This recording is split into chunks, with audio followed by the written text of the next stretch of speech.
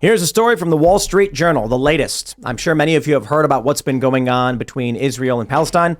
Hamas threatens to execute Israelis in response to bombing of Gaza. We have an image here.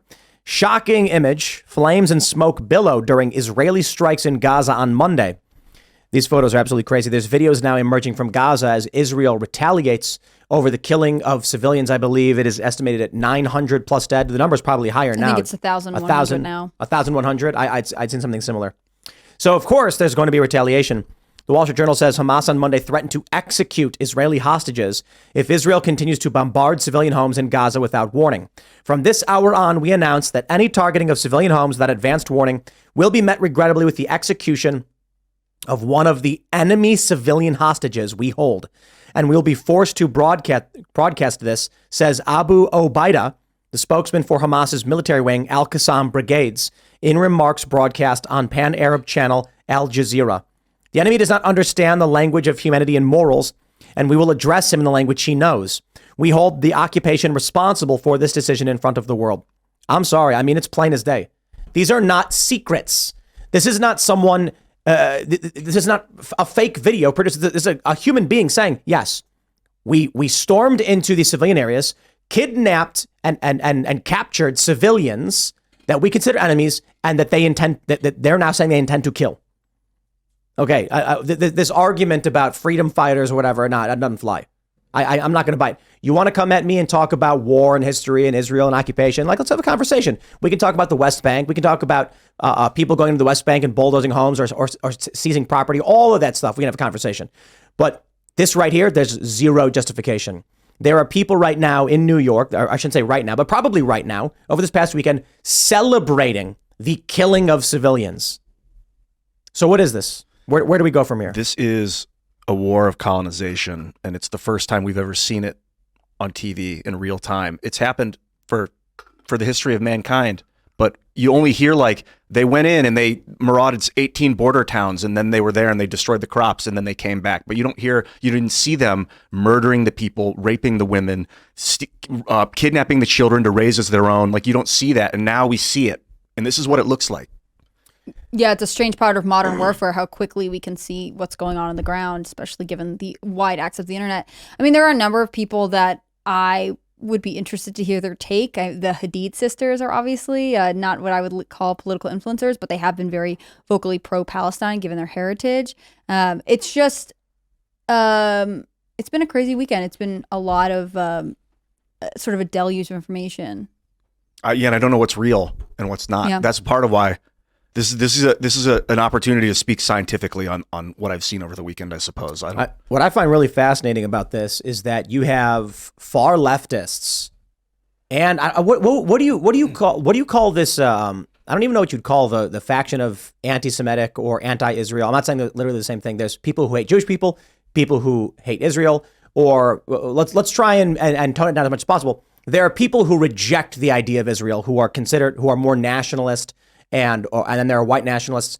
They're aligned in this regard with the far left completely. Not in the sense of like pro-Palestine, but in opposition to Israel as a state.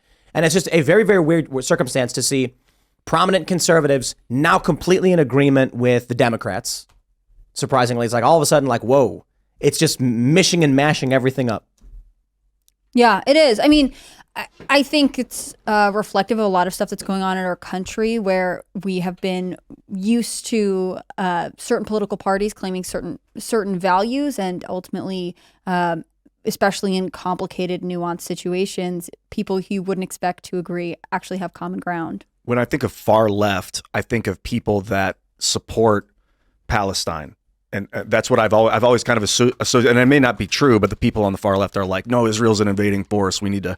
But then the Biden administration's engaged with the far left, had these people, and this is, maybe I'm just misreading the situation through the media I've been watching, and now Biden sent an aircraft carrier over there to support Israel, but his constituency is like the left, and they support Palestine, and it's a very broad general assumption, but that's a conflict of interest, and maybe that's a good thing. Well, I think there's no room for the nuanced take here, which is obviously Israel has a right to respond and fight Hamas because they were attacked in a vicious terrorist attack. but that we should be focused on making sure this thing doesn't break out into World War III. That is what the U.S.'s interest is here. I'm not, you're right in essence, but considering who's in charge of this country, I'm not so sure their interests align with what you're describing. I think a lot of these companies have a vested interest in World War III. And then there's a big question about what constitutes World War III. With the start of the Russian invasion of Ukraine, or you can even go back to say like the U.S.-backed ousting of Yanukovych in Ukraine, whatever you want. I mean, these things can all be reduced to, you can go way back in time. But with the conflict, the hot conflict, you've got prominent people in Europe saying this is World War III already. Now you add into the mix what will likely be the most dramatic and egregious military escalation from Israel into Gaza that we've ever seen, and may result in the end of Gaza. I mean, the videos that are coming out of buildings being leveled, it's brutal. They're saying this is our 9/11. This could be World War III. I mean, look, I know everybody's always like, oh, you're being sensationalist by saying World War III. I will just say this. For all I know, tomorrow, everybody stops. There's tears. Some, prophet emerges. Who knows? And everyone stops fighting. And they're like, I can't believe we fought. And then they all hug. And it's like rainbows. Okay. For all we know, that happens, even though the conflict's been going on for generations, if not millennia. Maybe. But if China invades Taiwan and seizes and tries to take it right now, then I think it's fair to say, objectively, okay, World War III, we've got these massive superpower involved hot conflicts popping up all over the globe. And even then, maybe it's still fair that there would be some argument against it. No, maybe it's just regional conflict, right? If this does devolve into the U.S. mobilizing, Russia mobilizing, China mobilizing into an actual easily discernible World War III with a front line, a Western front, they will look back historically, and this will be a part of that war. Right. So when Franz Ferdinand died, no one said, that's it. World War I just start. World War I's on, everybody. We post-dated it. We said, oh, that was the start. Exactly. I kind of get the vibe that it was 9/11 is what catapulted us into the age of world chaos. I don't know. Look, there was Desert Storm. There's a whole bunch of conflicts between the U.S. and other countries, and it never ended. I mean, during the Cold War, we had a whole bunch of wars and conflict. Mm-hmm. It's not stopped. There was a period where it was a little quieter, but there was still Afghanistan and Iraq. And World War I and II was like the same war. There's that interwar period where Germany was just seething because part of the country had been stripped away and given to Poland, and those native Germans that were now under the control of the Poles were being executed and genocided, and the Germans were like, casus belli for war. We need to take our land back. And it was just like one big war with like 10 years of like quiet time. Yeah. And but that's probably true of all conflict in world history of all time, right? Like we say a war ends, but does it really? Because the fallout is what sets up the next one. I mean, that's going to be true. That's obviously, true now. It's true now. This is how we got here. And it's also will be true forever, right? I love the idea that we live in peace, but ultimately someone is a loser when you live in peace. There's always going to be tension. There's one of the arguments they're putting forward right now is that 75 years ago, Israel seized Israeli militants and militias seized land from Palestinians. It's like, okay, I get it. People were kicked out of their homes 75 years ago. I don't see how that justifies kidnapping and murdering Germans. Like that. There's that video going around of that tattoo artist who was dancing at the festival, and there are people in New York celebrating that hipsters at a festival got taken. And the guy laughs and says, I'm sure they're doing fine now. He knows they were all murdered. They were all murdered. Their dead bodies paraded around. Dude, you want to talk about war and conflict, fine. But like, if they were really trying to say like, take back their homes or tear down the fences of an open air prison, which by all means, make all these arguments. I don't see how they're like, we've escaped the prison. Quick, go kill civilians. Like, imagine there's a dude who claims he was wrongfully jailed and he's in prison. And he's like, I shouldn't be here. I'm innocent. I was forced in here by corruption and tyranny. I'm a political prisoner. And then he breaks out and then he runs straight for some 20-year-old woman and just beats her to death. You'd be like, no. Dude, you should have been in prison. I think that the majority, probably a grand majority of the people in Palestine and in Gaza, whatever you want to call it, they call it, some people call it Gaza, some people call it Palestine, whatever. No, Gaza is the strip. It's Palestine, what's left over of Palestine, basically. And the West Bank as well as Palestine. So they're not violent. They're just stuck and they're trying to live. But then there's a very angry small group of militant activists, Hamas and others, that are willing to kill and are creating a situation where these civilians are now in the line of fire. It's true for a lot of civilians.